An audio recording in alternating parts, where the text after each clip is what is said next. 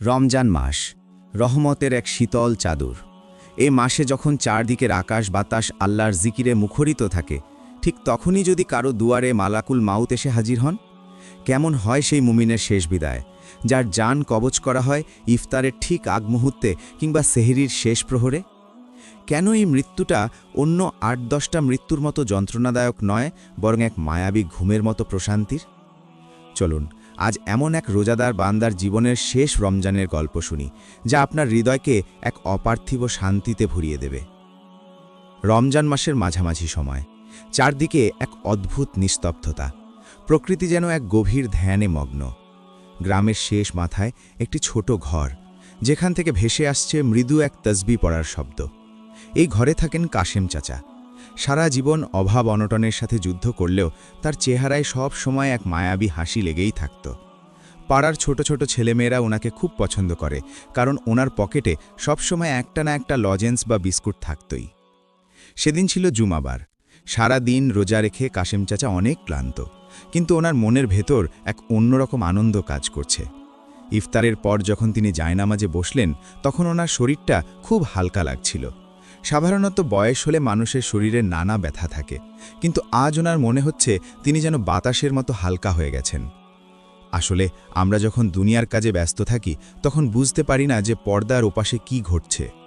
রমজান মাসে জান্নাতের দরজাগুলো সব হাঁট করে খুলে দেওয়া হয়। আসমান থেকে রহমতের ফেরেশতারা ঝাঁকে ঝাঁকে নিচে নেমে আসেন। এই মাসে জাহান্নামের কোনো উত্তাপ থাকে না, শয়তানের কোনো কুমন্ত্রণা থাকে না। তাই তো এই পবিত্র সময়ে যখন কোনো মুমিনের বিদায়বেলা ঘনিয়ে আসে, তখন পুরো পরিবেশটাই বদলে যায়। কাশেম চাচা যখন এশার নামাজের জন্য মসজিদে যাওয়ার প্রস্তুতি নিচ্ছিলেন, তখন হঠাৎ ওনার ঘরের কোণটা এক অদ্ভুত নূরের আলোয় ভরে উঠল।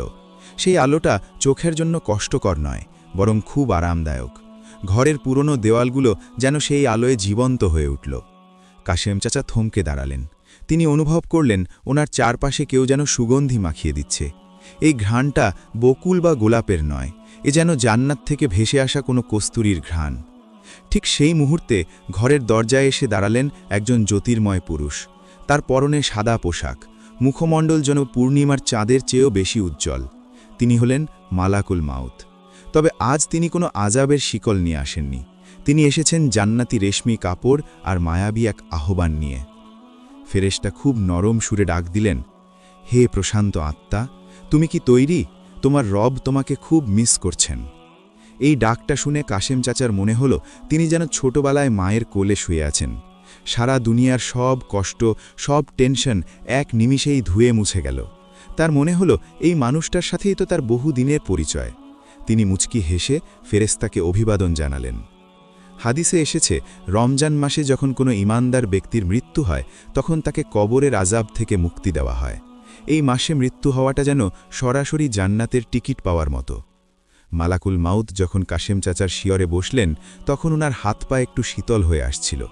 কিন্তু সেই শীতলতা বরফের মতো নয়, বরং চৈত্র মাসের দুপুরের পর এক পশলা বৃষ্টির মতো আরামদায়ক।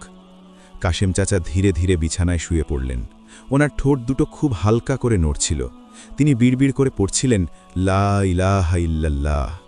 ওনার রূহটা যখন শরীর থেকে বেরিয়ে যাচ্ছিল, তখন ওনার একটুও কষ্ট হচ্ছিল না, বরং ওনার মনে হচ্ছিল তিনি যেন একটা পুরনো জীর্ণ পোশাক খুলে নতুন এক সুন্দর পোশাক পরে নিচ্ছেন। ঠিক যখন রূহটা পুরোপুরি বেরিয়ে গেল, কাশেম চাচার চোখের সামনে থেকে দুনিয়ার সব পর্দা সরে গেল। তিনি দেখতে পেলেন হাজার হাজার ফেরেশতা সারি বেঁধে তাকে সালাম দিচ্ছেন। তারা যেন এক রাজকীয় মেহমানকে বরণ করার জন্য অপেক্ষা করছেন। নিচে পড়ে থাকা দেহটার মুখে তখন এক মায়াবী হাসি, যে হাসি দেখে মনে হচ্ছে তিনি যেন কোনো স্বপ্নপুরীতে হারিয়ে গেছেন। বাড়ির লোকজন যখন ওনার কাছে এলো, তারা দেখল কাসিম চাচা আর নেই। কিন্তু আশ্চর্যের বিষয় হল, পুরো ঘরে তখনও সেই জান্নাতি সুঘ্রাণটা রয়ে গেছে। সবাই বলাবলি করতে লাগল, আহা, কাসিম চাচার কি ভাগ্য! জুমার দিন, তাও আবার রমজান মাসে ওনার বিদায় হলো। কাসিম চাচার রূহটা যখন শরীর থেকে আলাদা হয়ে গেল, তখন তার মনে হলো তিনি যেন এক মায়াবী কুয়াশার ভেতর দিয়ে উড়ছেন। তার সেই পুরনো জীর্ণ শরীরটা নিচে পড়ে আছে, কিন্তু তিনি নিজেকে অনুভব করছেন একদম হালকা, একদম সতেজ। তার চারপাশে এখন আর ঘরের দেয়াল নেই, বরং এক অসীম আকাশ। ফেরেশতারা যখন ওনার রূহটাকে জান্নাতি রেশমি কাপড়ে জড়িয়ে নিলেন, তখন সেই কাপড়ের শীতলতা কাসেম চাচার আত্মাকে এক পরম তৃপ্তিতে ভরিয়ে দিল। রমজান মাসের এই সময়ে আসমানের দরজাগুলো আগে থেকেই খোলা ছিল। ফেরেশতারা যখন ওনাকে নিয়ে ওপরের দিকে উঠতে শুরু করলেন, তখন কাসেম চাচা দেখতে পেলেন রাস্তার দুপাশে হাজার হাজার ফেরেশতা সারি বেঁধে দাঁড়িয়ে আছেন। তারা একে অপরকে জিজ্ঞেস করছেন, এই সুঘ্রাণযুক্ত পবিত্র আত্মাটি কার, যার শরীর থেকে কস্তুরীর চেয়েও মিষ্টি ঘ্রাণ বের হচ্ছে? ওনাকে বহনকারী ফেরেশতারা গর্বের সাথে উত্তর দিচ্ছেন, ইনি হলেন আল্লাহর সেই বান্দা যিনি রমজানকে সম্মান করেছিলেন, যিনি ক্ষুধার্ত থেকেও হাসি মুখে আল্লাহর জিকির করেছিলেন। আজ তিনি তার রবের মেহমান হয়ে আসছেন। প্রতিটি আসমান পার হওয়ার সময় সেখানকার ফেরেশতারা কাসেম চাচাকে সালাম দিচ্ছিলেন। রমজান মাসে আসমানের আবহাওয়াটাই অন্যরকম থাকে। সেখানে কোনো ভয় নেই, কোনো অন্ধকার নেই। কাসেম চাচা অবাক হয়ে দেখছেন আসমানের প্রতিটি স্তর নূরের আলোয় ঝলমল করছে। তিনি কখনো ভাবেননি মৃত্যু এত সুন্দর হতে পারে। তার মনে পড়ল দুনিয়ার সেই সব কষ্টের কথা, অভাবের কথা। এখন সেগুলো ওনার কাছে খুব তুচ্ছ মনে হচ্ছে। একসময় ফেরেশতারা ওনাকে নিয়ে পৌঁছালেন সিদরাতুন মুনতাহার কাছাকাছি। সেখান থেকে এক অপার্থিব আওয়াজ এলো, এক পরম মমতাময় কণ্ঠস্বর, যা শুনলে কলিজা ঠান্ডা হয়ে যায়। আল্লাহ পাকের পক্ষ থেকে ঘোষণা এলো, আমার এই বান্দার নাম ইল্লিয়িনে লিখে রাখো, আর একে আবার দুনিয়ায় পাঠিয়ে দাও, কারণ মাটির দেহ থেকেই আমি তাকে সৃষ্টি করেছি এবং সেখানেই সে ফিরে যাবে। মুহূর্তের মধ্যে কাসেম চাচা আবার নিজেকে আবিষ্কার করলেন ওনার নিজের বাড়ির আঙিনায়। কিন্তু এবার তিনি অন্য সবার মতো মাটিতে দাঁড়িয়ে নেই, তিনি যেন বাতাসের ওপর ভেসে আছেন। তিনি দেখতে পাচ্ছেন তার ছেলেমেয়েরা কাঁদছে, তার আত্মীয় স্বজনরা জড়ো হয়েছে। ওনার খুব ইচ্ছে করছিল সবার মাথায় হাত বুলিয়ে বলতে, কাঁদিস না বাবা, আমি তো অনেক ভালো আছি, আমি তো এক চমৎকার জায়গা দেখে এলাম। কিন্তু ওনার কথা শোনার ক্ষমতা তখন দুনিয়ার মানুষের ছিল না। তিনি দেখলেন ওনার শরীরটাকে গোসল করানো হচ্ছে। বরই পাতার গরম পানি যখন ওনার শরীরে ঢালা হচ্ছিল, তিনি এক অদ্ভুত প্রশান্তি অনুভব করছিলেন। রমজান মাসে যারা মারা যায় তাদের জানাজায় এক অন্যরকম নূর থাকে। কাসেম চাচার জানাজায় অনেক মানুষ এলো, সবাই বলাবলি করছিল ওনার কপাল কত ভালো। এরপর এলো সেই মুহূর্ত যেটাকে আমরা সবচেয়ে বেশি ভয় পাই, কবর। সাদা কাফনে জড়িয়ে যখন ওনাকে কবরের অন্ধকার গর্তে নামানো হলো, দুনিয়ার মানুষের চোখে সেটা ছিল এক অন্ধকার গর্ত, কিন্তু কাসেম চাচার কাছে সেটা মনে হলো এক ফুলের বাগান। রমজান মাসের খাতিরে কবরের মাটি ওনাকে কোনো চাপ দিল না। মাটির সেই বিছানাটা যেন ওনার জন্য একটা নরম তুলতুলে বিছানায় পরিণত হলো। ওনার ওপর যখন বাঁশের চাটাই আর মাটি দেওয়া হলো, তখন চারপাশটা একদম নিঝুম হয়ে গেল। আত্মীয় স্বজনরা দোয়া পড়ে একে একে চলে যেতে শুরু করল। কাসেম চাচা কবরের এক কোণে বসে একা ভাবছেন এখন কি হবে। ঠিক তখনই কবরের ভেতরটা আবার সেই মায়াবী আলোয় ভরে উঠল। দুজন ফেরেশতা এলেন, মুনকার আর নাকির। সাধারণত তাদের রূপ দেখে মানুষ ভয়ে পাথর হয়ে যায়, কিন্তু কাসেম চাচা দেখলেন তাদের চেহারা আজ খুব কোমল। রমজানের পবিত্রতা ওনাদের চেহারায় এক ধরনের মমতা ফুটিয়ে তুলেছে। তারা খুব নরম গলায় জিজ্ঞেস করলেন, তোমার রব কে? কাসেম চাচা কোনো দ্বিধা ছাড়াই বললেন, আমার রব আল্লাহ। তোমার ধর্ম কি? আমার ধর্ম ইসলাম। তোমার নবী কে? কাসেম চাচা আমাদের প্রিয় নবীজির সাল্লাল্লাহু আলাইহি ওয়াসাল্লামের নুরানি চেহারার দিকে ইশারা করে বললেন, ইনিই তো আমার কলিজার টুকরা নবী মোহাম্মদ। ফেরেশতারা মুচকি হাসলেন। তারা বললেন, আমরা জানতাম তুমি এটাই বলবে, কারণ তুমি রমজান মাসে আল্লাহর জন্য নিজের প্রবৃত্তি দমন করেছিলে। এখন তুমি পরম শান্তিতে ঘুমাও। কাসেম চাচা দেখলেন কবরের এক পাশ থেকে জান্নাতের একটা জানালা খুলে গেল। সেখান থেকে জান্নাতি হাওয়া এসে ওনার কবরের সবটুকু কোণ পবিত্র করে দিল। ওনার যে ক্ষুধা ছিল, যে পিপাসা ছিল, সব মিটে গেল এক নিমেষেই। তিনি অনুভব করলেন ওনার সারা জীবনের রোজাগুলো যেন নূরের আকৃতি ধারণ করে ওনার চারপাশ পাহারা দিচ্ছে। রমজান মাসের প্রথম রাতটা কাসেম চাচার কাছে মনে হল মাত্র কয়েক মিনিটের একটা সুন্দর স্বপ্ন। তিনি এখন আর একা নন। কবরের সেই নিস্তব্ধতায় জান্নাতের সুঘ্রাণ আর ফেরেশতাদের তাসবিহ পাঠ ওনাকে এক মায়াবী ঘোরে আচ্ছন্ন করে রাখল। কাসেম চাচার কবরের সেই জান্নাতি জানালার ওপাশ থেকে যে সুঘ্রাণ আসছিল তা যেন ওনার সারা জীবনের সব ক্লান্তি এক নিমেষে ভুলিয়ে দিল। আমরা যারা দুনিয়ায় বেঁচে আছি, আমাদের কাছে কবর মানেই এক বিভীষিকা, এক অন্ধকার গর্ত।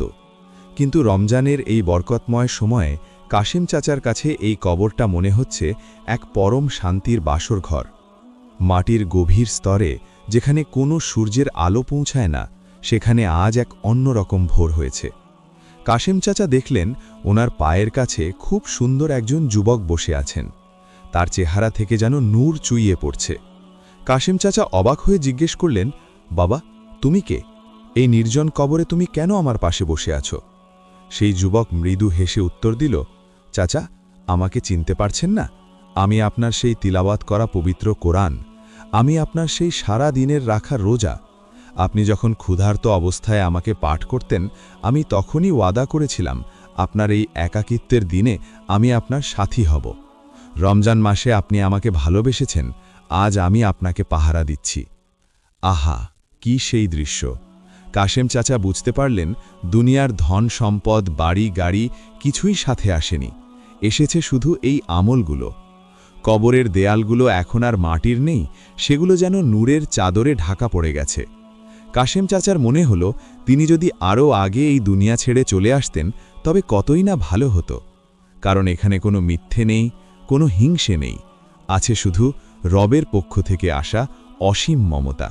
রমজান মাস শেষ হয়ে যখন ঈদের চাঁদ উঠল, দুনিয়ার মানুষ যখন খুশিতে মেতে উঠল, কাসেম চাচার কবরে তখন জান্নাতি ঈদ শুরু হয়ে গেছে। কারণ যারা রমজান মাসে ঈমানের সাথে বিদায় নেয়, আল্লাহ পাক তাদের জন্য হাসরের ময়দান পর্যন্ত এক বিশেষ আরামের ব্যবস্থা করে দেন। কাসেম চাচা এখন আর সময়ের হিসাব রাখছেন না। তার কাছে মনে হচ্ছে এই তো সেদিন তিনি অজু করে জায়নামাজে বসেছিলেন, আর এখনই যেন তিনি জান্নাতের সুশীতল ছায়ায় ঘুমাচ্ছেন। ভাই ও বোনেরা, কাসেম চাচার গল্প তো এখানে শেষ, কিন্তু আমাদের গল্প কি শেষ হয়েছে? আমরা কি জানি আমাদের শেষ রমজান কোনটা? হয়তো এটাই আপনার জীবনের শেষ রমজান, হয়তো আগামীকালকের সেহরিটা আপনার নসিবে নেই। আমরা সারাটা জীবন কত কিছুর পেছনে ছুটি, অথচ কাসেম চাচার মতো এমন একটা মায়াবী মৃত্যু কি আমরা পাব?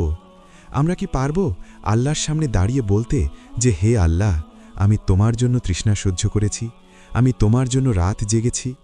একটু ভেবে দেখুন তো, যেদিন আপনার নাম মসজিদের মাইকে ঘোষিত হবে, সেদিন কি আপনার কবরের চারপাশটা কাসেম চাচার মতো নূরে ভরে উঠবে, নাকি অন্ধকারে ছেয়ে যাবে? ওরে ভাই, দুনিয়াটা বড়ই মায়ার। এই মায়া আমাদের অন্ধ করে রেখেছে। কিন্তু মৃত্যু যখন আসবে, তখন এই রমজানই হবে আমাদের একমাত্র ভরসা। এই রোজাই হবে আমাদের শেষ সম্বল। আল্লাহর কাছে আকুতি করি, হে দয়াময় রব, আপনি আমাদের মৃত্যুটাকে কাসেম চাচার মতো সুন্দর করে দিয়েন। আমাদের শেষ বিদায়টা যেন রমজানের কোনো এক রহমতের রাতে হয়। যখন সারা দুনিয়া ঘুমিয়ে থাকবে, তখন আপনি আমাদের আপনার নূরের কোলে তুলে নিয়েন। আমরা গুনাহগার হতে পারি, আমরা পাপী হতে পারি, কিন্তু আমরা তো আপনারই বান্দা। আমাদের কবরের অন্ধকারটা আপনি সহ্য করতে পারবেন না মাবুদ। আপনি আমাদের কবরে রমজানের জান্নাতি জানালাটা খুলে দিয়েন। আমাদের জীবনটাকে রমজানের মতো পবিত্র করে দিন, আর আমাদের মৃত্যুটাকে জান্নাতের সুঘ্রাণে ভরিয়ে দিন। আমিন।